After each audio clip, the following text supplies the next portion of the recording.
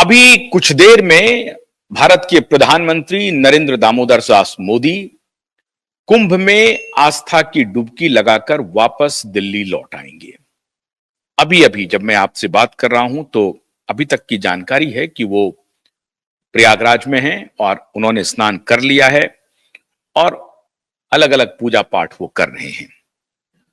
आज एक और महत्वपूर्ण बात हो रही है। आज दिल्ली में मतदान हो रहा है, चुनाव चल रहा है और 8 फरवरी को दिल्ली के चुनाव की घोषणा होनी है, रिजल्ट आना है। लेकिन कल एक महत्वपूर्ण घटना घट गई पार्लियामेंट में, संसद में, और यह घटना ऐसी है जो भूचाल ला दिया है फिर से।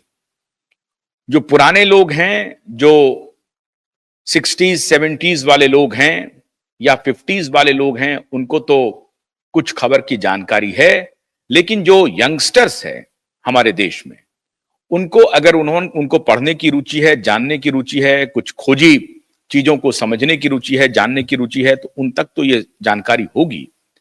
लेकिन मैं समझता हूं कि ये जानकारी आम नहीं होगी। ये उन्हें ही जानकारी होगी जो लोग उस एरा को, pre independence and post independence, Nehru का जो कार्यकाल था, उसको जानते होंगे, समझते होंगे और विदेश नीति पर खासतौर से नजर रखते होंगे। उनको तो मालूम होगा, लेकिन ज्यादातर लोगों को मालूम नहीं होगा। कल संसद में प्रधानमंत्री नरेंद्र मोदी ने एक ऐसा बवाल कर दिया जिस बवाल के बाद इंटरनेट पे होड़ लग गई है और सबसे अधिक सर्चिंग में, अगर आप कहें तो अतिशयोक्ति नहीं होगी, वो सर्च किया जा रहा है। सर्च क्या किया जा रहा है? सर्च किया जा रहा है साहब कि ब्रूस रिडल, जो अमेरिका के CIA के इनसाइडर थे, आप उसे नहीं कह सकते हैं कि CIA के वो एजेंट थे, क्योंकि वो एक बड़े लेखक भी रहे। ब्रूस रिडल को कहा जाता है कि वो CIA के इनसाइडर थे। मतलब अमेरिकी इंटेलिजेंस में या अमेरिका में जो कुछ भी अंदरूनी बातें हो रही हैं, जो आम जन के लिए सर्वसुलभ नहीं है, उसकी जानकारी ब्रूस रिडल को होती थी। ब्रूस रिडल साहब ने एक किताब लिखा है। उसी किताब का जिक्र कल नरेंद्र मोदी जी ने संसद में किया और उस किताब के जिक्र के बाद पूरे देश में एक प्रकार से बवाल मच गया, खासतौर से पावर गैलरी में, पावर कॉरिडोर में तहलका मचा हुआ है कि ये कौन सा नया बवाल लेके आ गए। प्रधानमंत्री जी जिक्र कर रहे थे विदेश नीति की, और विदेश नीति पर वो बिना नाम लिए हुए तल्खी से कह रहे थे कि जिन लोगों को विदेश नीति के ऊपर चर्चा करने की बड़ी मंशा है, तो वो जरा सा कुछ किताबों को पढ़ने की आदत डाल लें। कुछ लोग ऐसे हैं जो जब तक विदेश नीति पर कुछ नहीं बोलेंगे, तब तक ऐसा लगता है कि उनकी परिपक्वता प्रदर्शित नहीं होती है, उनकी मैच्योरिटी दिखाई नहीं पड़ती है। इसलिए वो विदेश नीति पर बोलना बहुत अवश्यंभावी समझते हैं और उनको समझते हैं कि विदेश नीति पर कुछ ना कुछ सदन में बोल दिया जाए। तो उन्होंने कटाक्ष किया और ये कटाक्ष leader of opposition Rahul Gandhi के ऊपर था। नाम नहीं लिया उन्होंने, लेकिन कहा कि कुछ लोगों को विदेश नीति पर बोलने की बड़ी आदत है। वो क्यों कहा? क्योंकि राहुल गांधी कुछ दिन पहले सदन में जब बोल रहे थे राष्ट्रपति के प्रस्ताव पे, राष्ट्रपति के अभिभाषण पे, तो उन्होंने 34 बार अपने 46 मिनट के भाषण में लगभग 34 बार चाइना का नाम लिया। अब इसी पर तंज कसते हुए प्रधानमंत्री ने कल एक बहुत बड़ा खुलासा कर दिया। जिस बात का प्रधानमंत्री ने जिक्र किया उसकी चर्चा तो नहीं हो रही है, लेकिन इसी बहाने जिस किताब का उन्होंने जिक्र कर दिया, उस किताब में क्या क्या है, क्या क्या मसाले हैं, इस पर चर्चा शुरू हो गई। और जो लोग उस किताब के बारे में जानते थे या उस मसाले के बारे में जानते थे, अब दबी जुबान नहीं खुल करके पावर गैलरी में चर्चा करने लगे हैं और अब ये चर्चा आम हो गई है। खासतौर से युवा वर्ग और जो अधेड़ उम्र के लोग हैं, वो चटकारे लेकर के इस किताब के टेक्स्ट को जान रहे हैं, समझ रहे हैं, पढ़ने की कोशिश कर रहे हैं।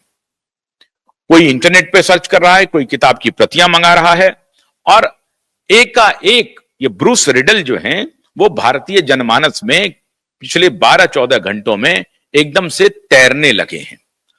मैंने ब्रूस रिडल की पहचान आपको बताई, लेकिन उस किताब की चर्चा इतनी गंभीर क्यों हो गई है? किताब लिखा है, किताब का नाम है JFK's Forgotten Crisis, Tibet, the CIA and Tibet, CIA and the Sino Indian war. China और भारत के युद्ध के बारे में, तिब्बत के बारे में, CIA के बारे में, चाइना भारत के युद्ध के बारे में, इन सब के बारे में JFK's फॉरगॉटन क्राइसिस लिख रहे हैं। JFK कौन थे? जॉन एफ कैनेडी, जो अमेरिकी राष्ट्रपति हैं, उनको JFK कहा जाता था शॉर्ट में। ये उन्हीं का जिक्र कर रहे हैं कि JFK के साथ, जॉन एफ कैनेडी के साथ भारत के प्रधानमंत्री के क्या रिश्ते थे और भारत के क्या रिश्ते रहे। चाइना जो वॉर था वो नेहरू की एक मिस्टेकन पॉलिसी थी, जिसकी वजह से चाइना युद्ध हुआ और 1962 में भारत को मुंह की खानी पड़ी, चाइना से हार कबूल करना पड़ा। इस सब का जिक्र इस किताब में है कि चाइना के साथ जो पॉलिसी रही है वो, उसमें नेहरू की क्या भूमिका थी, नेहरू कहां कटघरे में खड़े होते हैं। और एक प्रकार से ब्रूस रिडल ने नेहरू को चाइना की पॉलिसी को लेकर के कटघरे में खड़ा कर दिया। अब इसी चाइना की नीति को लेकर के राहुल गांधी जी वर्तमान प्रधानमंत्री नरेंद्र मोदी पर सवाल उठा रहे हैं, भारतीय जनता पार्टी की सरकार पर सवाल उठा रहे हैं। लेकिन यह मामला सिर्फ चाइना और भारत की पॉलिसी को लेकर के नहीं है और ना ही अमेरिका और भारत की पॉलिसी को लेकर के है। यह मामला उससे कुछ आगे निकल गया है। आप सबको मालूम होगा लेडी माउंटबेटन के बारे में। लेडी माउंटबेटन कौन है? जो आखिरी वायसराय थे माउंटबेटन, उनकी पत्नी थी लेडी माउंटबेटन। अब माउंटबेटन के साथ, लेडी माउंटबेटन के साथ भारत के प्रथम प्रधानमंत्री जवाहरलाल नेहरू के रिश्ते के बारे में आप सबको मालूम है, ज्यादातर लोगों को मालूम है। अब ये कोई छिपी हुई बात नहीं है, दबी हुई बात नहीं है। किस प्रकार से लेडी माउंटबेटन के साथ भारत के प्रथम प्रधानमंत्री जवाहरलाल नेहरू के रिश्ते थे, इसकी वानगी अब लगभग हर भारतीय को मालूम है।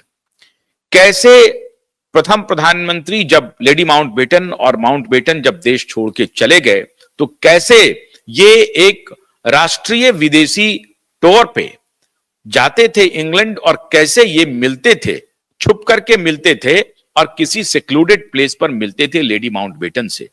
और इसका जिक्र जो है वो उस वक्त के प्रेस अटैची रहे खुशवंत सिंह ने भी किया है। खुशवंत सिंह इस बात का जिक्र बहुत, उन्होंने जिक्र किया है कि लेडी माउंटबेटन से उनके रिश्ते क्या थे। खुशवंत सिंह की एक बड़ी खासियत है कि खुशवंत सिंह वो दबाने की कोशिश करते थे, लेकिन हल्कों में खुशवंत सिंह ने इसकी चर्चा सरेआम नहीं की। लेकिन खुशवंत सिंह उस वक्त प्रेस अटैची थे और खुशवंत सिंह को सारी बातों की जानकारी थी कि पंडित नेहरू जब इंग्लैंड आते हैं तो किनसे मिलते हैं, कौन सी मुलाकात उनकी सरकारी मुलाकात होती है और कौन सी मुलाकात उनकी व्यक्तिगत मुलाकात होती है। तो व्यक्तिगत मुलाकातों के अकाउंट्स बहुत सारे मिल जाएंगे आपको।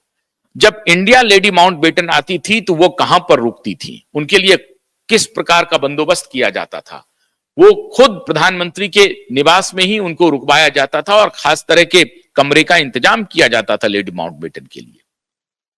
अब लेडी माउंटबेटन के रिश्ते के बारे में तो आपको मालूम है।